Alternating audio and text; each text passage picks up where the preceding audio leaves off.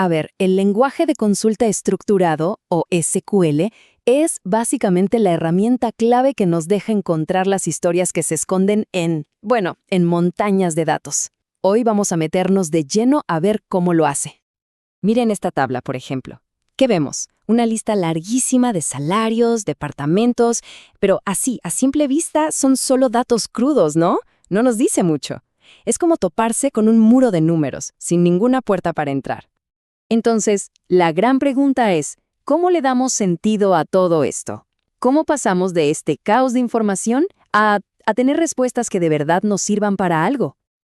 Ok, este va a ser nuestro recorrido. Primero, el problema de los datos en bruto. Luego, cómo hacer las preguntas grandes. De ahí, lo más jugoso, cómo cortar y filtrar esos datos con Group By y Having. Y al final, vamos a ver cómo todo ese código se convierte en puro conocimiento. Arranquemos con lo primero, el desafío de enfrentarse a estas tablas así, en crudo. La verdad es que a primera vista no dicen nada. Son solo eso, datos apilados. Entonces, para empezar a derribar ese muro de números, necesitamos herramientas que los resuman, que los condensen. Y aquí es donde, ¡pum!, entran las funciones de agregación. Bien, ahora sí, con estas herramientas en la mano, ya podemos empezar a hacer las preguntas importantes, las de alto nivel. Aquí es donde las funciones de agregación brillan. Y aquí están, las 5 fantásticas, por así decirlo. ABG para promedios, Count para contar filas, Max y Min para los extremos, y Sum para sumar. La magia es que con ellas podemos tomar una columna con miles de números y, ¡zas!, la reducimos a una sola cifra que sí nos dice algo. Y vean qué potente. Con una sola función, como Max, revisamos toda la columna de salarios en un segundo y nos da una respuesta directa. El sueldo más alto en toda la empresa es de 24,000. Es un dato útil, sí, pero todavía estamos viendo la foto muy de lejos, ¿verdad? Bueno, y ahora viene lo bueno, el verdadero punto de quiebre en nuestro análisis. Hablemos de la cláusula Group By, porque esto nos va a permitir hacer zoom y ver los detalles. Saber el salario promedio de toda la empresa está bien, es un buen comienzo. Pero saber el salario promedio por cada departamento, eso sí que lo cambia todo. Ahí está la magia. De repente, un jefe de área puede comparar los costos entre sus equipos, así, de un solo vistazo. Es un cambio de perspectiva total. Y esto lo muestra a la perfección. A la izquierda, la lista interminable de datos crudos. A la derecha, el resultado de usar Group By. ¡Miren eso! El caos se convierte en un resumen súper claro y potente. Ahora sí sabemos el promedio de cada departamento. Es pasar de la noche al día. Entonces, ¿cómo funciona esto por dentro? La idea clave es esta. Piensen que Group By crea como cubetas imaginarias. SQL va fila por fila y dice, ok, esta fila va a la cubeta de ventas, esta a la de marketing, y así. Una vez que todo está ordenado en sus cubetas, ahí sí, aplica la función, como el promedio, a cada una por separado. Perfecto. Ya tenemos nuestros grupos, nuestras cubetas.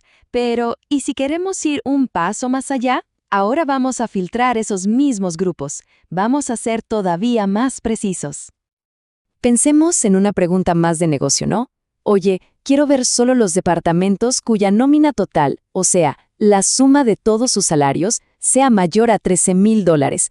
Esto es súper útil para identificar, no sé, los equipos que más presupuesto consumen. Y aquí viene una distinción que, ojo, suele confundir a muchos. La diferencia entre where y having. Es simple si lo pensamos así. Where es como el portero de una fiesta. Decide quién entra fila por fila antes de que se armen los grupos. Having, en cambio, es el que revisa los grupos después de la fiesta, cuando ya están formados y resumidos, y decide qué grupos se quedan. Y listo, aquí está el resultado. Al usar Having, el resumen se filtra y nos muestra solo los puestos de trabajo que cumplen esa condición. Una nómina total mayor a 13,000. El nivel de precisión que se alcanza aquí es impresionante.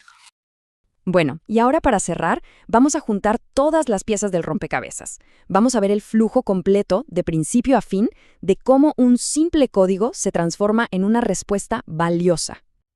Y esto es clave entenderlo. El orden lógico en que la base de datos piensa no es el orden en que escribimos, sino cómo procesa. Primero, va por la tabla con from. Segundo, filtra filas con where. Tercero, arma las cubetas con group by. Cuarto, filtra esas cubetas con having.